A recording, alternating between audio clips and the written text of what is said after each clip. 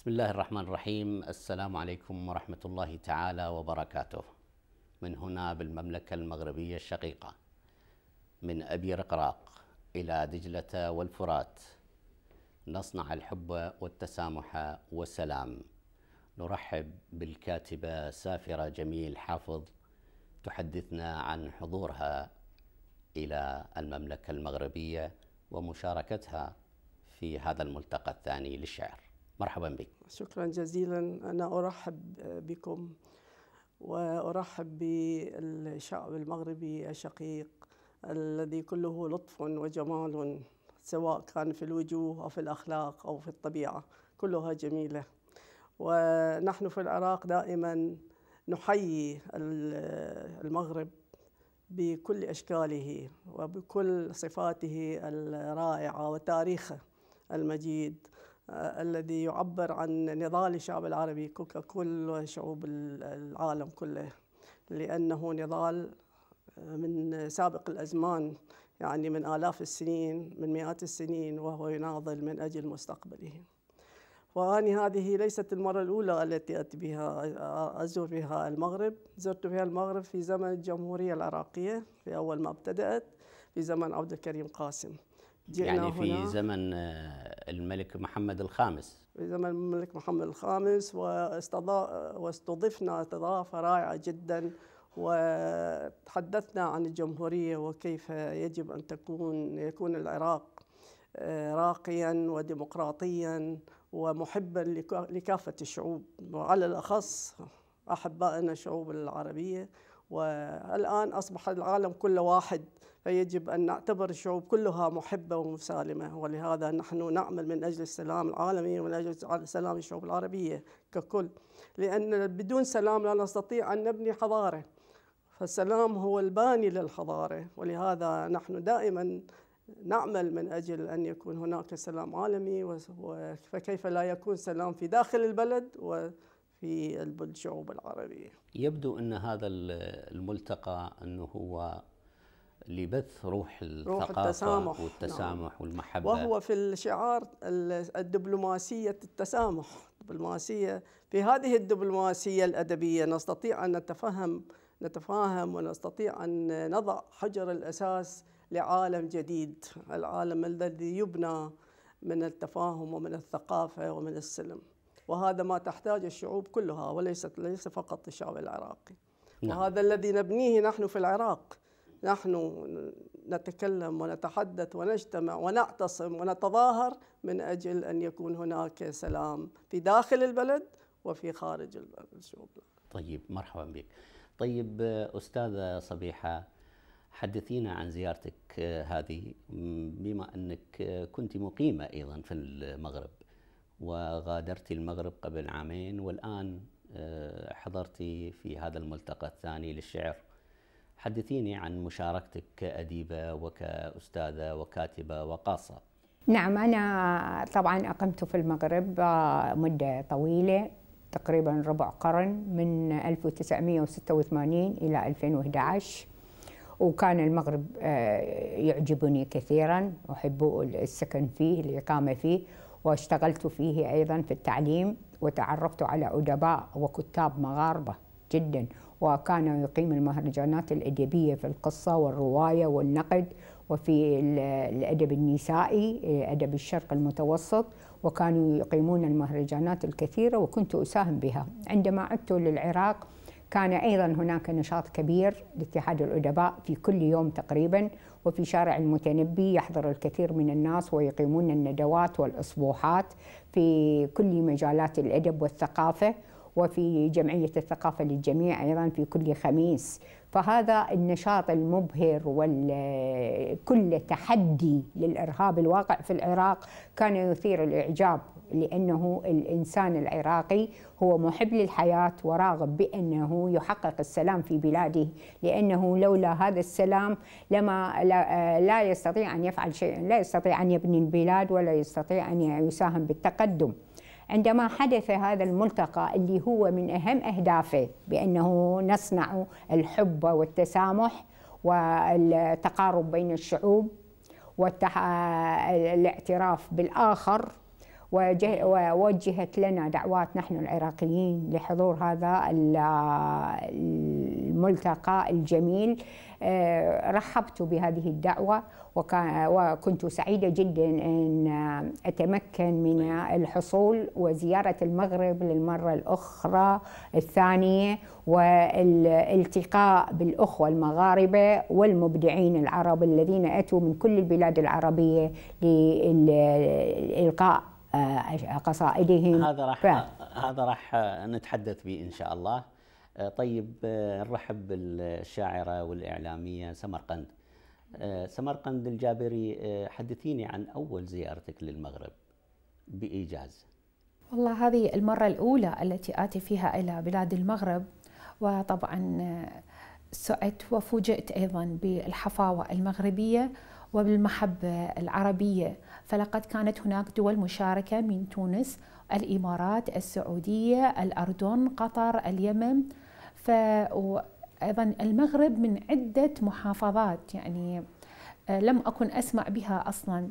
وأيضا تعرفنا على نقاد وعلى صحفيين وعلى مسرحيين حضروا في هذا الملتقى، فكمشاركة أولى فعلا كانت مبهرة. ولا أكتمك سرا إنها المرة الأولى التي لا أرغب بها من إنهاء وجودي هنا. كنت أتمنى أن أستمر، أن تطول يعني الفترة. طبعا تطول، وهذا سحرت بهذا الخلق، بهذا الكرم وهذا التنوع الثقافي. كان حلما جميلا وحققه الله لنا. إن شاء الله يتعود. طيب أستاذة سافرة، كيف نصنع السلام من خلال الرواية، القصة، الشعر؟ نعم، أعتقد السلام هو مفهوم عميق جدا، يعني لا يفهم إلا إذا كان الإنسان راغبا صحيح في السلام، يعني سواء في داخل بيته، في المجتمع العام، وفي العالم كله. احنا بدنا نشوف انه الان المصالح المتضاربه للشعوب والمصالح عدم التفاهم، وهذا مما يسيء الى الثقافه بالدرجه الاولى والى المجتمعات يعني بصوره عامه. فنحن نبني هذه الترابط الاخوي بين الشعوب بواسطه ما يعني نقوله وننشره من آراء متسامحة، من آراء يعني تدعو إلى السلام، تدعو إلى المحبة. الآن الإنسان وصل إلى القمر، وصل إلى أعلى في نجمة في 500 مليون سنة وأرسل هناك المركبة. هذا يدل على أن الإنسان يستطيع أن يقوم بكل شيء إذا كانت هناك رغبة صادقة في القيام بهذا الشيء. فنحن على قربنا في الأرض وتجمعنا هنا، فيجب أن يكون هناك رسالة إنسانية واضحة. كيف ننشرها؟ عن طريق الأدب، عن طريق الشعر، عن طريق التفاهم، عن طريق الرقراق هذا الرقراق الأدبي الذي يسري. فنحن نعمل من أجل هذا يعني بالطريق السلام. قال أحد الأدباء الكبار، قال: أنا لا أكتب لأنني يجب أن أكتب، وإنما أكتب لكي أوصل رسالتي، وهي رسالة ثانية إلى العالم، وليس لأني أريد أن أشتهر. وهذا هو نحن كلنا الأدباء ما نسعى إليه، وإن شاء الله يكون هذا مفتاح للسلام عام سواء للشعوب العربية أو للعالم أجمع. أستاذة صبيحة، أعود إليك. كيف كانت العلاقة بينكم وبين الكتاب والأدباء والشعراء في هذا الملتقى؟ يعني علاقة كانت طيبة خلال 4 أيام. كانت نعم. فرصة طيبة، أعتقد يبث فيها كثير من الإشعاع الثقافي العراقي من ناحية القصة، من ناحية الأدب. وكذلك في هذا الوقت الراهن الذي يمر به العراق، لا بد هناك من سؤال طرح بخصوص العراق وما يتصدى له للإرهاب. تفضلي. نعم، لاحظت بأنه من خلال الملتقى بأنه كل المبدعين العرب والمغاربة أولا كانوا حريصين بأنه أن يسود السلام العراق، لأنه يعرفون بأن هذا الخطر الذي يهدد العراق لا يهدد العراق وحده وإنما يهدد العالم أيضا. فكانوا يسألون عن الحياة في العراق، كيف نعيش، هل استطاع أن الإرهاب أن ينال من عزيمة الشعب العراقي وعن حبه للحياة. عرفوا بأنه الشعب العراقي لا يمكن له أن يستكين لهذه الإرادة، ولا يمكن أن تنطفئ رغبته في الحياة وفي أن يكون يتسلح بالقيم الإنسانية ومحبته للسلام. وكنا حريصين بأنه يكون التواصل بيننا كلنا، نحن المبدعين في كل المجالات. يعني هو صح المهرجان كان شعري، لكنه الإبداع يكون في الفن وفي العلوم وفي الآداب كلها، والمبدع هو اللي من واجبه أن يبقي جدوى الإبداع والحب الحياة مستمرة.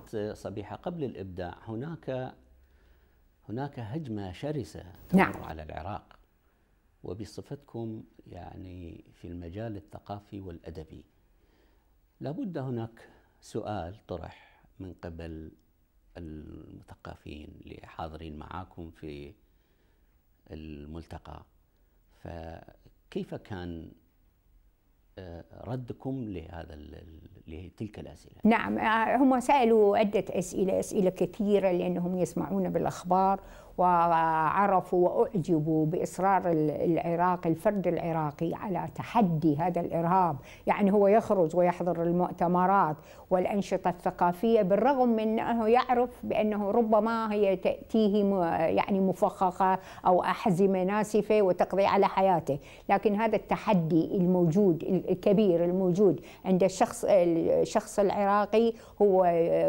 مثير للإعجاب، وكلهم أعجبوا بهذا الشجاعة اللي يتحلى بها الشعب العراقي، وأنه الإرهاب مهما طال لا يستطيع أن ينال من عزيمة هذا الشعب الصابر القوي الذي يصر دائما بأنه سوف ينتصر على هذا الإرهاب مهما كان قويا.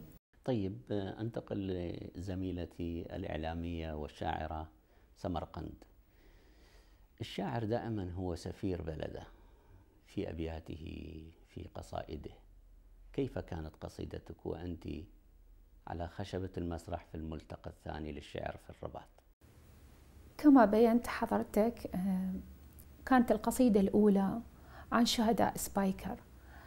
نعم، هناك الكثير يعرفون أن هناك إرهاب في العراق، ولكن هناك تفاصيل مغيبة، فبعض القنوات تنقل الشكل الخارجي فقط وتبسط الأمور وتنتقل إلى أخبار أخرى.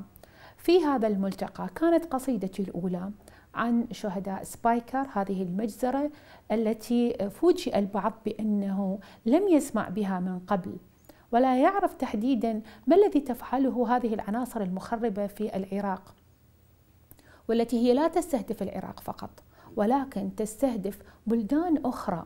وحسب ما تعرف حضرتك أنه هذه الهجمة تستهدف مكون كبير جدا، والغرض منها زلزلة التوازن والسلام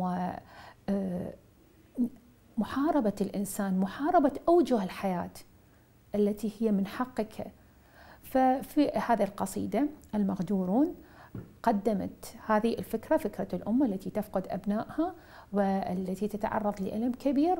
ففعلا بعض الأصدقاء العرب فوجئوا بما يحصل فعلا في العراق، وهناك لا قسم منهم كان مطلعا على ما يحدث في بلادنا بالتفاصيل. وكما نوهت لك قبل تسجيل البرنامج، الفيسبوك استطاع أن ينقل وجهات النظر ويقرب بين الأدباء العرب، لا لأنهم أدباء أو شعراء، هناك هم عربي كبير ورغبة في الحياة والاستقلال، هناك خوف كبير منبعه أننا يجب أن نفعل شيء، لا أن نكتب الشعر فقط، ولكن أن ندافع عن هذه الحرية وأن ندافع عن هذا السلام. كان كل واحد منهم يمسك بيدي. نحن ندعو للعراق، وأنا أرى وجهه كيف يتقلب بين.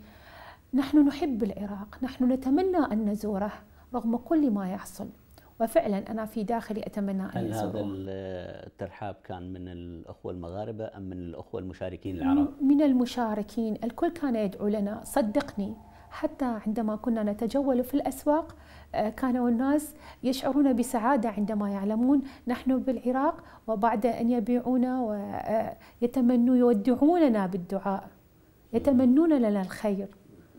هذه المشاعر أشعرتني بفرح غامر، لا أصف لك هذه السعادة، وفعلا لا يوجد أجمل من هذه الروح التي تجمعنا كبشر وكعرب. طيب تسمعينا من هذه القصيدة؟ نعم. القصيدة بعنوان المغدورون، كتبتها عن لسان حال أم فقدت ولدها الوحيد في مجزرة سبايكر. السائر إلى حتفه ابني، والغائصة في حزنها أنا. الأرض تندب رحيله وبقائي، ما تبقى منك وسادة خالية وضلع الكثير. ما تبقى بعدك صور طفولتك الأولى، يوم حبوت كيف مشيت، وضفائرك التي أطلتها كي لا تحسد. كلما أجاء الليل يوقظني صوت قومي، ربما عاد من معسكره جائعا، ربما أفلت كغيره من المجزرة، ربما صنعت سماؤنا العاطلة معجزة لأجلي. رفاق طفولتك يوزعون التمر ويقولون مات، وأنا أمر على المقهى أراك تشرب شايك سعيدا وتغني. أطوف بسطح الدار أناغي أبراج طيورك الزاجلة، أبكي مع ثيابك الشتوية لأنهم غدروك. لن أحفر قبرك إلا في صدري، يا أرض الله خذيني، فالقلب لا يتسع لجحيم أخرى. ففي كل زمان في بلدي أودع رجلا مني، أيتها الحروب متى ننجب بلا خوف. أعزائي المشاهدين، فاصل ونعود.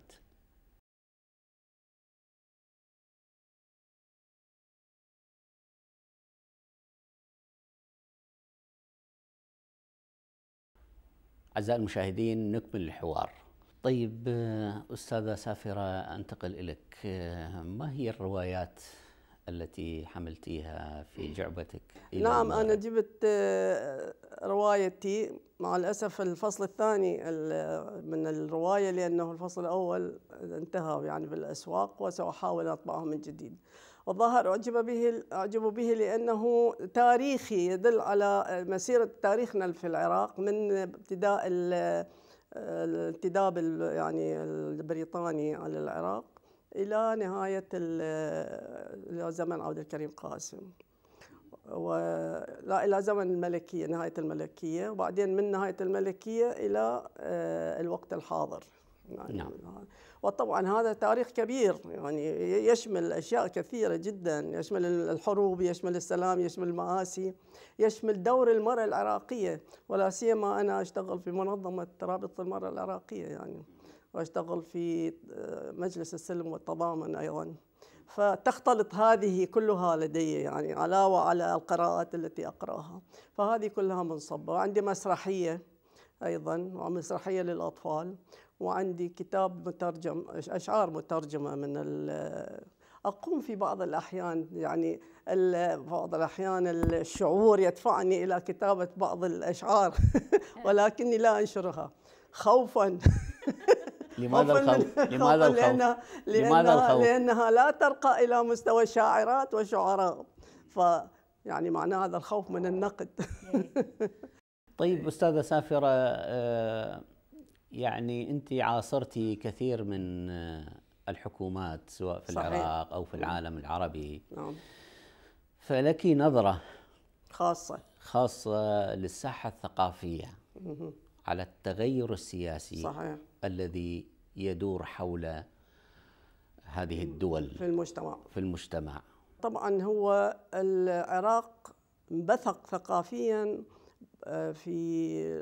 خلينا نقول بالعشرينات من القرن الماضي، وتشابكت الثقافات عليه، ولم يكن بعيدا عن الثقافات حتى في ذلك الدور، وإنما أصبحت الأجواء مفتوحة لكي تدخل. والشعب العراقي كما تعرفون نهم، يعني يحب المطالعة، يحب القراءة، فكان يقرأ ما يأتيه من الخارج من الصحف فيتثقف بها. وأول الأشياء التي حدثت كثقافيا هو الدفاع عن المرأة ولا سيما لدى شعرائنا الرجال، وهم الرصافي والزهاوي وبقية. أصبحت ثورة ثقافية اجتماعية تدعو إلى التحرر لكل شيء، التحرر الثقافي، تحرر المرأة، تحرر العقل العراقي وإلى آخره. فكان ذلك في بداية القرن العشرين، يعني بالعشرينات من القرن العشرين وزمن الملكية، على الرغم من القضايا السياسية التي حدثت والتي كلنا نعرفها يعني الانتداب البريطاني والدعوة إلى الاستقلال وديمقراطية الانتخابات، وكلها هذه كانت الأحزاب الديمقراطية تقوم بها، ونحن النساء أيضا شركاء بها، خصوصا رابطة المرأة العراقية التي كانت ترأسها نزيهة الدليمي، هاي معروفة يعني. وبعدين نشطنا جدا في زمن الجمهورية، جاء عبد الكريم قاسم وفتح على العالم الخارجي وأعطى أشياء ديمقراطية جدا لصالح الشعب العراقي وكلنا نعرفها، يعني منها حقوق المرأة خصوصا كانت بالدرجة الأولى هذه، والدكتورة نزيهة الدليمي أصبحت أول وزيرة في الشرق العربي، وهذا يعني فشيء. كيف تجدين الساحة الثقافية الآن في ظل هذه المتغيرات؟ والساحة الثقافية نشطت في تلك الفترة جدا، ولا سيما نسائنا الشاعرات والأديبات، وانفتحت الصحف طبعا، أخذت تكتب بحرية، يعني ليس لها رقابة يعني إلا إذا كانت ضد الجمهورية طبعا. ولهذا أردنا أن ننشر هذه أو نتجول في البلدان العربية، نأخذ منها ونعطيها، فالأخذ والعطاء هو صفة ضرورية جدا يعني الإنسان. فإذا أنت تبقى قابعا في قعر دارك ولا تستطيع أن تعرف ماذا في الفضاء الخارجي فهذا خطأ، فلازم أن تأخذ وتعطي، يعني الحياة أخذ وعطاء، وبهذا تتكون هناك ثورة ثقافية وفكرية جدا، يعني ليس لدى الشخص يعني فقط، وإنما لدى المجتمع ككل. وهذا الذي انفتح، وهذا الذي لم يرغب به كثيرون، فضربوا الثورة ودخلوهم في السجون والمعتقلات وقتلوا من قتلوا، وصارت يعني تعتقدين أنه المرأة العراقية أخذت حصتها من الساحة الثقافية بشكل طبيعي؟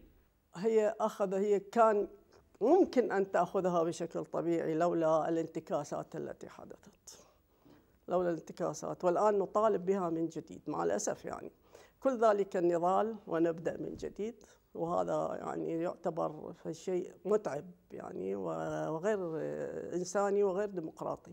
لماذا لا تعطى المرأة كل حقوقها؟ ولا سيما هي التي ساندت الإسلام في زمن النبي محمد صلى الله عليه وسلم بواسطة خديجة الكبرى، التي هي كانت أول من أسلم من النساء وأول من أعطى نقوده. ولهذا يعني المرأة يجب أن يكون لها موقع خاص محترم، وتعطى وتسمع ما يقال. فنحن الآن ولا نزال نضرب على هذا الوتر الحساس لكي نأخذ حقوقنا. حتى في هذه الفترة؟ حتى في هذه الفترة نعم، هناك حقوق كثيرة لا تعطى لنا. أنا أشوف أنه المرأة العراقية أخذت حريتها حقوق أكثر من ذي السابق. احنا أخذناها بالقوة، ويراد أن تسلب منا أيضا بالقوة، ولكننا لا نعطيها أبدا. أستاذة صبيحة. نعم. حدثيني عن رواياتك التي أصدرتيها هنا في المغرب. نعم، هنا أصدرت. هل هناك مسحة عراقية بصمتيها لدى المرأة المغربية؟ نعم، أنا مثلا 3 مجاميع قصصية صدرت هنا لي في المغرب.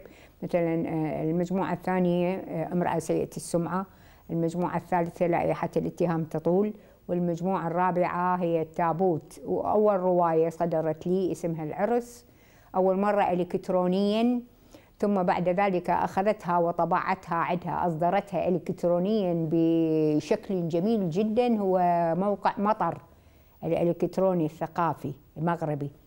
ثم بعد ذلك طبعتها في العراق سنة 2010، أرسلتها في البريد ثم طبعت في العراق في مدينة بابل في 2010.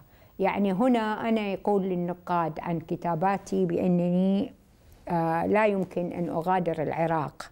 فالمرأة العراقية، كثير من المغاربة يقولون نحن نعرف واقع المرأة العراقية من خلال كتاباتك. أتحدث عن المرأة العراقية، لماذا؟ لأنها يعني عاشت حروب كثيرة سلبتها بعض الحقوق التي توصلت إليها، حروب عبثية بدون سبب، كانت تفقد فيها الزوج، الحبيب، الأب، الأخ، تبقى وحيدة وهي تقوم بواجب الرجل والمرأة في نفس الوقت، وهذا أفقدها يعني الكثير من الشعور بالراحة، من أن تلتفت إلى نفسها، أن تواصل التعلم، فهذه كلها أفقدها حقوق كثيرة.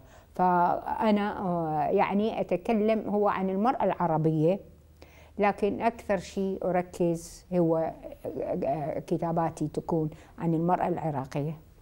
أين تصنف المرأة العراقية بين أخواتها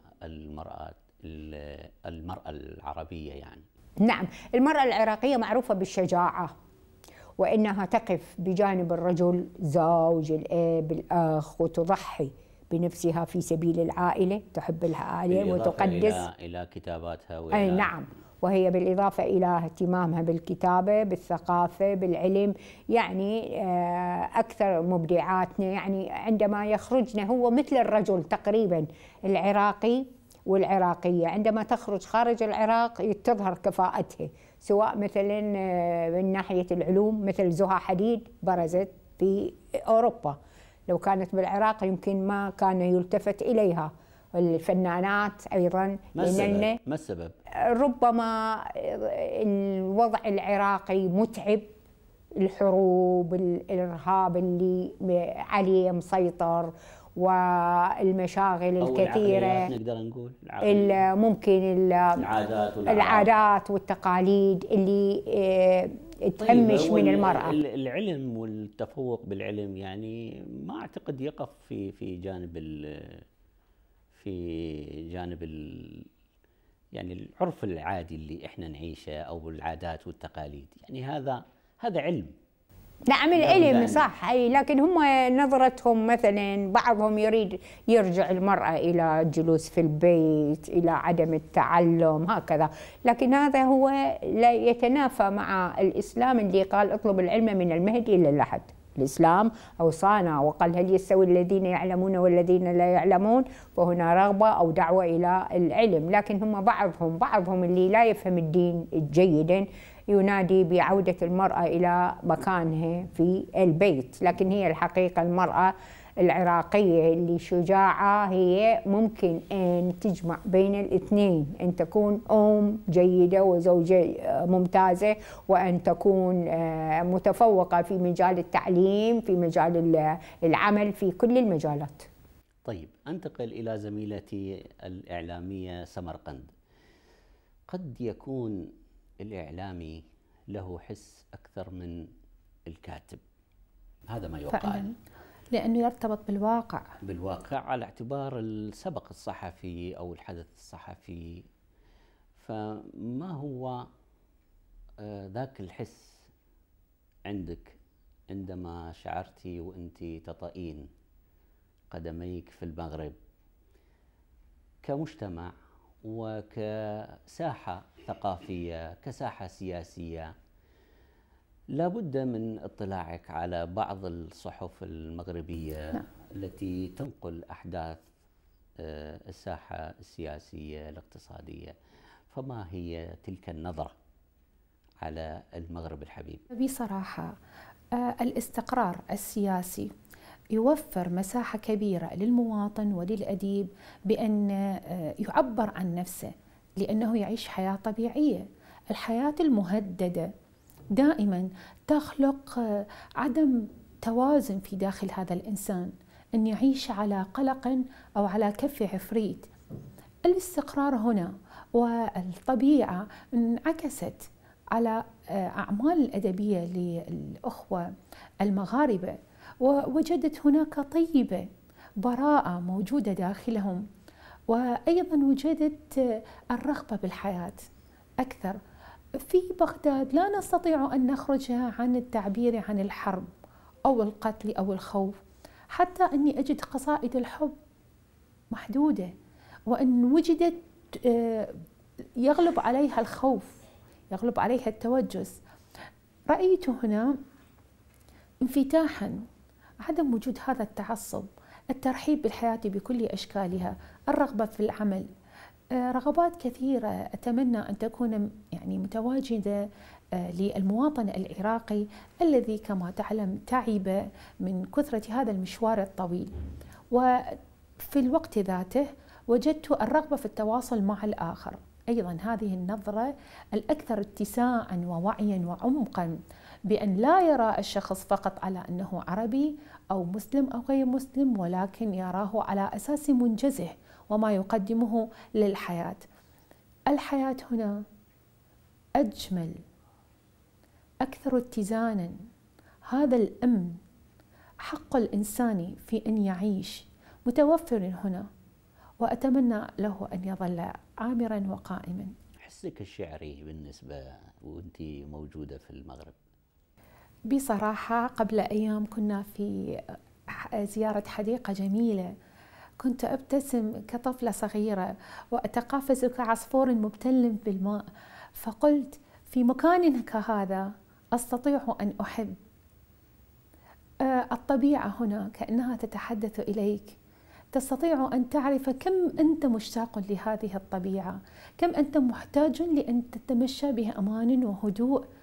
حتى مشاعري كإنسانة أصحو مبتسمة، أصحو ونصحو في الغرفة ونحن نغني، نتناول فطورنا بهدوء وسكينة. هذا القلق الذي أقول بيني وبين نفسي لماذا سأعود لمزاولة قلقي من جديد؟ لماذا أنا خائفة من الغد؟ حتى عندما يقول لي بعض الأصدقاء أطال الله عمرك، أقول أيطيله الله في خوف كهذا؟ أتمنى من الله تعالى أن يظل هذا الأمان قائما في المغرب، وأن يصدر منه إلى بلادي بإذن الله. طيب أعزائي المشاهدين، بهذا ننهي حوارنا مع السيدة سافرة جميل حافظ والأستاذة الفاضلة صبيحة شبار والإعلامية والشاعرة سمرقند. شكرا لكم وإلى اللقاء. شكرا لكم. شكرا أستاذ. شكرا.